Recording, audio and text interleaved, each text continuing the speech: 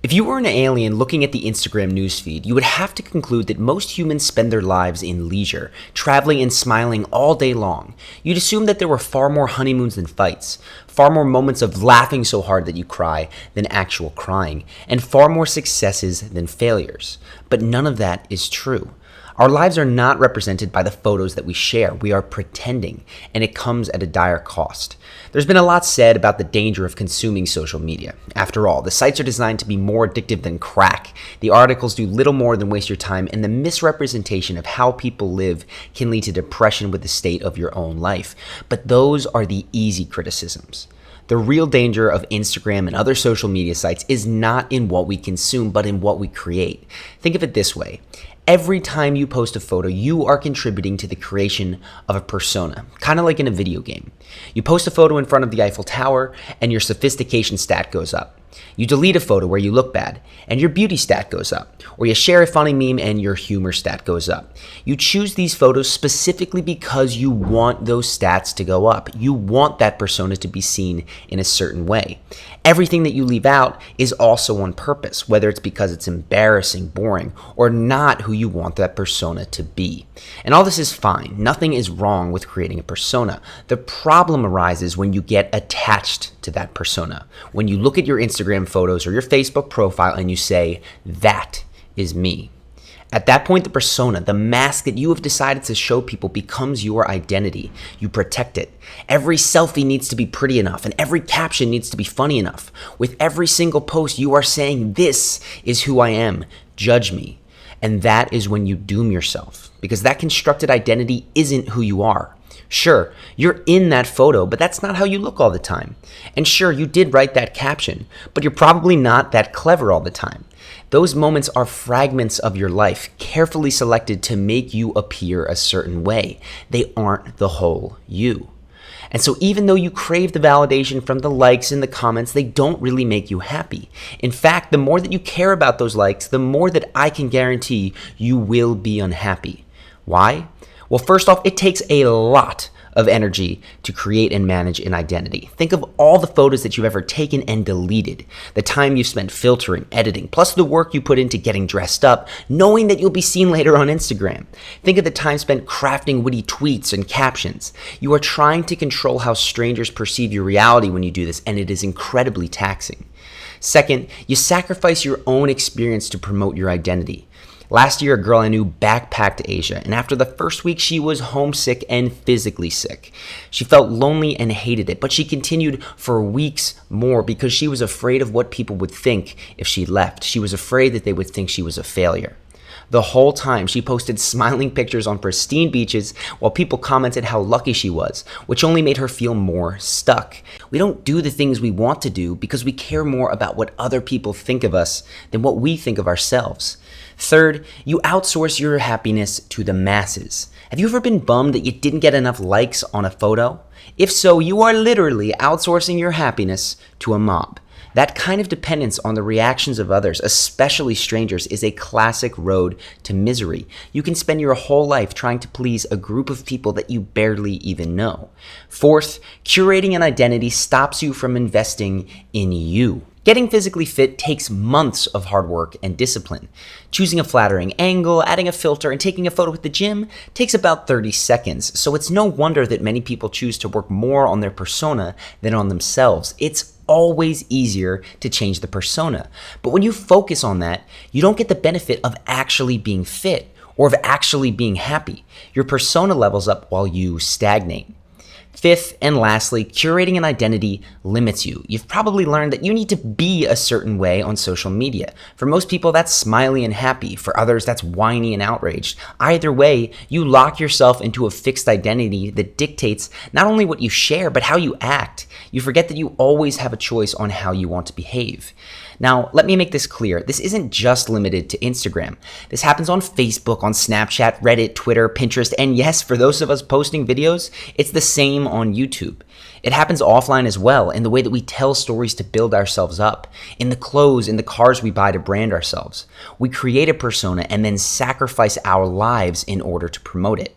So yes, I mean it when I say that Instagram might be ruining your life. The effort that you put into appearing a certain way wastes your time, influences your behavior, and makes you unhappy. And given the way that technology is going, there's nothing you can do about it. The end. Just kidding. There are plenty of things that you can do to break this cycle, and while quitting social media is an obvious and effective answer, it just doesn't solve the whole problem. We still have to break free of the desire to be seen and judged in a certain light. We need to learn to let our actions speak for themselves. Plus, Instagram and social media isn't all bad. More than once, I've met someone briefly who I eventually became very close with because of social media. I wouldn't want to give up those connections. So how can you remove all that bad that we talked about while still retaining the good? First, start by limiting your consumption, and the easiest way that you can do that is to avoid the feed. Whether we're talking Facebook, Instagram, Twitter, Snapchat, the feed is almost always designed for mindless consumption. And I can, yes, include YouTube and Reddit in that list as well, which are my sins. The homepage is just more trouble than it's worth, and I tell you this at my own expense since the YouTube homepage is where I get most of my views from. So here are some things that have worked for me. For Instagram and other apps where you follow people, follow high-volume posters that you don't care about. It just nukes your feed and trains you not to spend time there. For Facebook, the Facebook Newsfeed Eradicator is the easiest and best fix, which I will link to in the description. You can also delete these apps on your phone, except that you're only going to log in from a computer, which is oftentimes far more cumbersome, and therefore you will do it less often. Then, bookmark specific subreddits, YouTube channel, Pinterest boards, whatever, to avoid entering those sites through the homepage. And very importantly, because I still cheat all of this, get Stay Focused or some similar app to block certain sites or at least limit your time. Second, coming back to the identity portion, for 1 month, stop posting. Stop telling stories that bolster your persona. No more recounting the super cool party that you went to or how you volunteered or how hard CrossFit was. Instead, pay attention to what you enjoy doing when you have no reason for doing it other than for the experience itself. Do you still enjoy the club when you don't get a geotagged photo? Do you still go to CrossFit when no one immediately knows you went? This exercise actually showed me that I like vacations far less than I thought, so I stopped taking them and I felt happier, plus I saved a bunch of money. Third, go do something really cool, like skydiving or surfing, or maybe something that you should do, like volunteering or donating blood, something that reflects really well on you. And don't take a picture. Don't post a status. Don't even tell anyone. This is great practice in caring more about your experience and doing the right thing rather than the social validation that comes from it. Now, some of you might be in a position where you have non-identity boosting reasons to be involved with social media, and I count myself in that group. I believe that these videos have a positive impact on others, and I know that they have a positive impact on my finances. So if you've got reasons to be posting other than identity creation, how can you participate in the healthiest way? First off, don't lie to yourself. I know a lot of starting entrepreneurs who think that Facebook and Instagram are important to their business, yet their customers come from other channels. Or business people who think that they should have a social media presence, yet do nothing to monetize it. If that's the case, those likes are not driving your business. They are driving your ego. So save yourself. Get out now. The dopamine withdrawal will be hard, but it's the only way to save your real life. And if you legitimately are a professional creator, you need to separate the audience reaction from your identity. You see this number? That's how many subscribers we have today on YouTube. And I thought that when this number was 100,000, I would be over the moon. Part of me thought that if we could just hit 100,000 subscribers, I would be emotionally set for life. We hit it, we got our silver play button, and I swear, my next thought was, man, when we get 1 million subscribers, that'll really make me happy. I hope you get the point. That number in your head, that when you get it, it'll be enough, that number will never make you happy. Whether that number is likes, subscribers, or even dollars, it is just an indicator of how many people have clicked a button. And yes, it can be connected to income, and yes, it is connected to the amount of lives that you're impacting, but that number is just a business metric. It's not a measure of your worth. Similarly, the comments aren't about you. They are sometimes about the work you've done and oftentimes about the person commenting. So take them for feedback and then go back to creating things that move people without wondering what it says about you. I hope that this video helps you break the cycle of identity creation and preservation. Live your life first. Do the things that you want to do first. And if you want to take pictures of those things, go ahead. Just remember, Your character emerges from what you do, not from what you broadcast.